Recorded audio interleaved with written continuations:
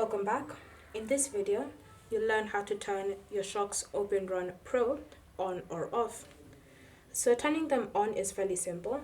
All you need to do is simply locate the volume up button on your Shokz OpenRun Pro. And once you've located it, you want to press on it for 3 seconds until this light blinks blue. So this indicator light should turn blue, meaning that your OpenRun Pro are now turned on. So press on it for 3 seconds. 1, 2, 3, and you can see it's blinked blue, which means that it's now turned on. So now you can choose to enter pairing mode, you can check the battery percentage, you can change the language, all sorts of things. If you want to turn it off, again, simply press on this volume up button for 3 seconds until the indicator light turns red.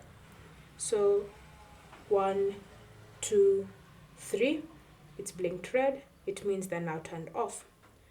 Thank you for watching. If you have any questions or comments, leave them down below and we'll get back to you.